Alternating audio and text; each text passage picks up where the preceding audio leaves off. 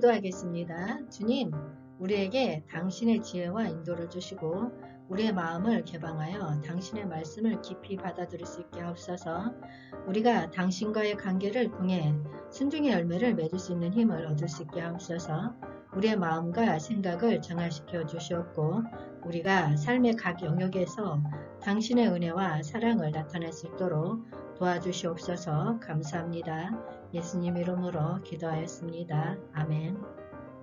샬롬, 기쁜 소식, 아름다운 소식을 전해드리겠습니다. 이 시간은 순종의 열매를 맺는 길, 하나님의 계획에 따라 움직이기란 주제를 가지고 말씀을 전하도록 하겠습니다. 우리는 하나님의 계획에 따라 움직이는 삶을 살아가는 것이 얼마나 중요한지 알고 있습니다. 그러나 종종 우리는 세상의 요구와 욕망 속에서 자신만의 계획을 세우고 순종보다는 자기만의 이익을 추구하는 유혹에 빠지곤 합니다. 하지만 우리가 아는 바와 같이 하나님은 우리를 미리 택하시고 사랑으로 이끄시는 분이십니다. 그분은 사랑의 계획과 섭리의 주인이십니다. 우리의 삶을 이루는 계획의 중심에는 하나님의 무한한 사랑이 있습니다. 그리고 이 사랑을 깨닫고 받아들이며 그 사랑의 흔적을 따라가는 것이 순종의 열매를 맺는 길입니다. 우리는 자유의지를 가지고 있지만 하나님께서는 우리에게 자유를 주시는 동시에 그 자유 안에서 순종의 길을 택하라고 우리에게 말씀하십니다. 예수님은 말씀하셨습니다. 만일 나를 사랑하는 자라면 나의 말을 지키리라 라고요. 그렇다면 우리는 어떻게 하면 하나님의 계획에 따라 움직이는 순종의 열매를 맺을 수 있을까요? 우리는 하나님의 사랑과 섭리의 원천에 대해 이야기하고자 합니다. 이 시작점은 순종의 열매를 맺는 길을 걷는 데 있어서 가장 중요하고 핵심적인 원동력입니다. 요한복음 3장 16절 말씀에 하나님이 세상을 이처럼 사랑하사 독생자를 주셨으니 이는 그를 믿는 자마다 멸망하지 않고 영생을 얻게 하려 하심이라. 아멘. 하나님은 이 세상을 이처럼 크게 사랑하셨습니다. 우리가 우리 자신을 사랑하는 것과는 비교도 되지 않는 넘치는 사랑으로 우리를 안아주셨습니다. 성경은 하나님의 사랑과 섭리의 원천을 말씀하며 우리에게 깊은 의미를 전달합니다. 예수 그리스도님은 우리를 위해 죽으신 독생자입니다. 그리스도님의 희생은 그의 사랑과 하나님의 계획이 결합된 증거입니다. 요한복음 3장 16절에서 우리는 하나님의 사랑이 어떤 형태를 띠는지 알 수 있습니다. 그 사랑은 영원한 생명을 얻게 하라는 뜻을 갖추고 있습니다.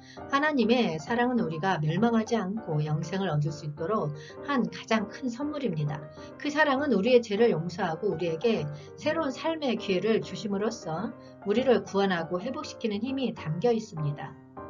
이것은 우리가 하나님의 섭리와 계획에 따라 움직이는 데 필요한 기초입니다. 하나님의 사랑과 섭리의 원천에 대해 이어가기 전에 우리가 어떻게 그리스도 안에서 부르심을 받았는지를 생각해 보는 것이 중요합니다. 에베소서 1장 11절은 우리가 어떻게 하나님의 미리 택함을 향해 하나님의 사랑과 섭리의 원천에 연결되었는지를 설명해 줍니다. 에베소서 1장 11절 말씀에 모든 일을 그의 뜻의 결정대로 일하시는 이의 계획에 따라 우리가 예정을 입어 그 안에서 기업이 되었으니 아멘. 우리는 하나님의 사랑을 통해 특별히 선택되었습니다. 주님께서 우리를 미리 택하심으로써 우리는 하나님의 기쁘신 뜻에 따라 그리스도 안에서 부르심을 받았습니다. 이것은 우리가 자신을 택한 것이 아니라 하나님이 우리를 택하셨음을 의미합니다. 하나님의 택함은 사랑의 표현입니다. 그 사랑은 우리에게 특별한 자리와 목적을 주심으로써 우리가 하나님의 계획과 섭리의 원천에 참여할 수 있도록 합니다. 우리가 하나님의 사랑과 섭리의 원천을 이해했으니 이제 우리가 인간으로서 순종의 필요성을 살펴보고자 합니다. 성경은 순종의 열매가 어떻게 많은 사람들의 의로움과 생명으로 이어질 수 있는지를 말씀하고 있습니다. 로마서 5장 19절 말씀에 한 사람이 순종하지 아니하므로 많은 사람이 죄인 된 것 같이 한 사람이 순종하심으로 많은 사람이 의인이 되니라. 아멘. 이 말씀에서 우리는 한 사람의 순종이 많은 사람들을 의롭게 만들고 살게 하는 것과 관련된 원리를 볼 수 있습니다. 이것은 우리가 예수 그리스도의 순종을 통해 그분의 의로움을 나누고 삶을 변화시키는 힘을 갖게 된다는 의미입니다. 우리의 순종은 다른 사람들에게 영감과 영향을 줄 수 있으며 우리 주변의 세상을 더욱 밝고 의로워지게 할 수 있습니다. 또한 미가 6장 8절 말씀은 순종의 필요성을 강조합니다. 사람아, 주께서 선한 것이 무엇임을 내게 보이셨나니 여호와께서 내게 구하시는 것은 오직 정의를 행하며 인자를 사랑하며 겸손하게 내 하나님과 함께 행하는 것이 아니냐. 아멘. 하나님께서는 우리에게 어떤 것이 좋고 우리에게 필요한지를 알려주십니다. 그것은 정의를 행하고 사랑을 베풀며 겸손하게 우리의 하나님과 함께 행하는 것입니다. 이것은 우리의 순종이 하나님의 뜻을 따르고 하나님과의 관계를 강화하는 데 있어서 중요한 열쇠입니다. 여러분, 순종의 열매를 맺는 길을 걷는 데 있어서 우리는 성령의 도움과 인도가 필요합니다. 예수 그리스도께서는 우리에게 성령이라고 불리는 보혜사를 보내실 것을 약속하셨습니다. 요한복음 14장 26절은 성령이 우리에게 가르침과 기억시킴을 통해 순종의 길에 있어서 우리에게 필요한 모든 것을 제공해 줄 것임을 알려줍니다. 요한복음 14장 26절 말씀에 보혜사 곧 아버지께서 내 이름으로 보내실 성령 그가 너희에게 모든 것을 가르치고 내가 너희에게 말한 모든 것을 생각나게 하리라. 아멘. 성령은 하나님께서 우리에게 주신 큰 선물입니다. 그분은 우리를 지혜롭게 인도하고 우리에게 필요한 지식과 힘을 제공하여 순종의 열매를 맺을 수 있도록 도와줍니다. 우리는 스스로 모든 것을 알고 이해하고 할 수 있는 것이 아니지만 성령은 우리의 영을 가르치고 교육하여 하나님의 뜻을 이해하고 순종할 수 있도록 인도합니다. 성령은 우리의 교사이자 동반자입니다. 예수님께서는 그분이 우리에게 말씀하신 모든 것을 생각나게 하고 우리에게 필요한 가르침을 제공할 것임을 약속하셨습니다. 성경은 하나님의 뜻과 계획을 전달하는 신성한 말씀입니다. 성령은 우리에게 성경을 통해 하나님의 은혜와 진리를 개발시키며 우리의 마음에 새로운 생각과 영감을 불어넣어 주십니다. 여러분, 우리가 순종의 길을 걷는 데 있어서 진리의 성령의 도움은 불가결합니다.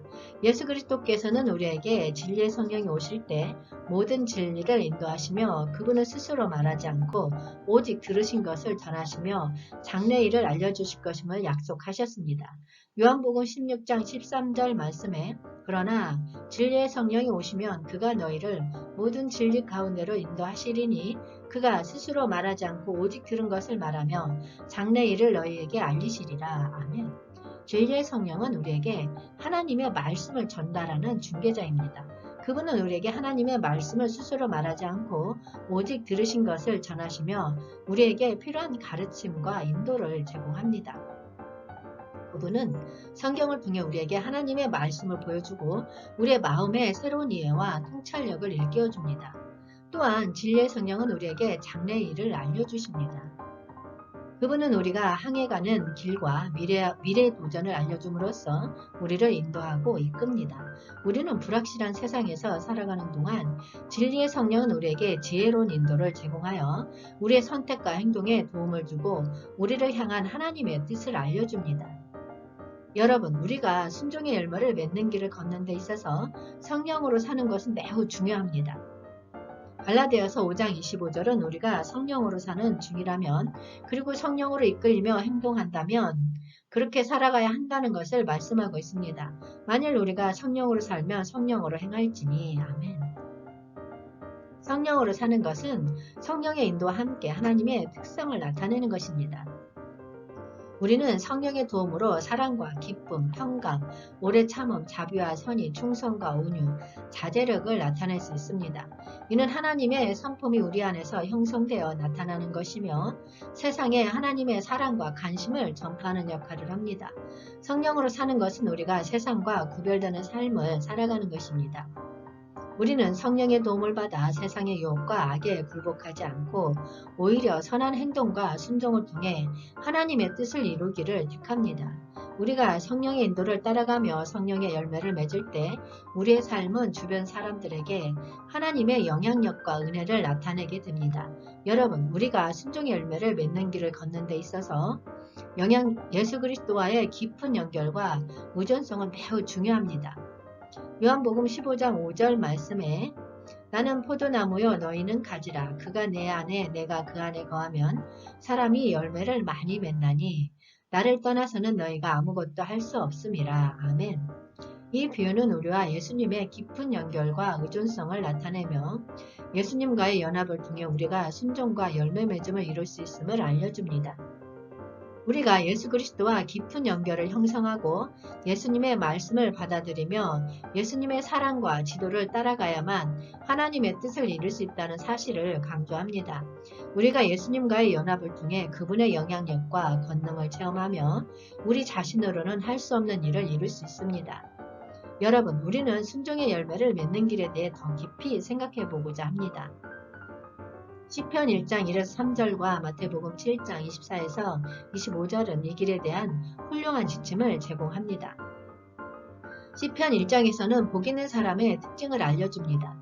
복 있는 사람은 악인들의 꾀에 따르지 않으며 죄인들의 길에 서지 않으며 오만한 자들의 자리에 앉지 않습니다. 그 대신 복 있는 사람은 여호와의 율법을 즐거워하며 밤낮으로 그의 율법을 묵상합니다. 그러한 사람은 마치 신학가에 심은 나무와 같습니다. 그 나무는 시접지 않고 그 열매는 떼기에 떼어지지 않으며 그가 하는 모든 일은 형통합니다. 마태복음 7장 24에서 25절에서는 예수님께서 말씀하십니다. 그러므로 누구든지 나의 이 말을 듣고 행하는 자는 그 집을 반석 위에 지은 자라.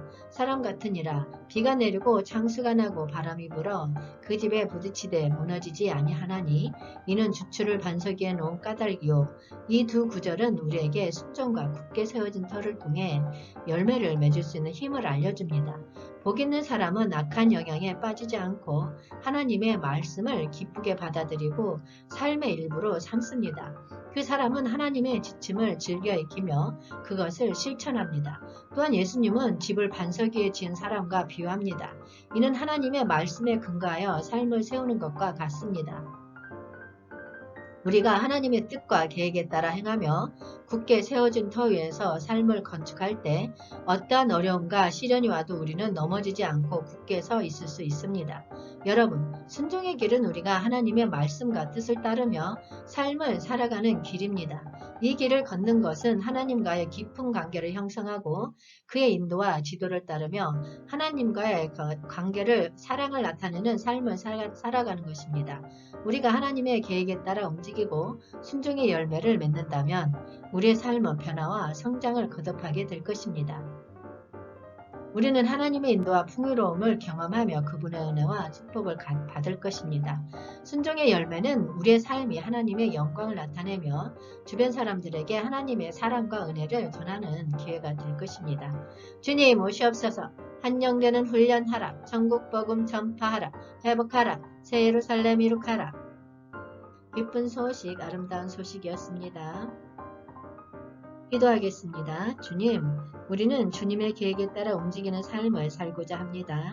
우리의 마음과 의지를 당신의 뜻에 순종하도록 변화시켜 주옵소서.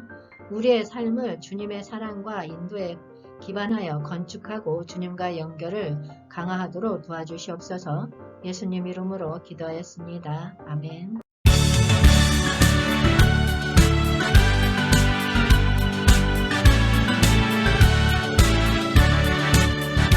내가 매일 기쁘게 순례의 길 행함은 주의 팔이 나를 안보함이요. 내가 주의 큰 복을 받는 참된 비결은 주의 영이 함께함이라. 성령이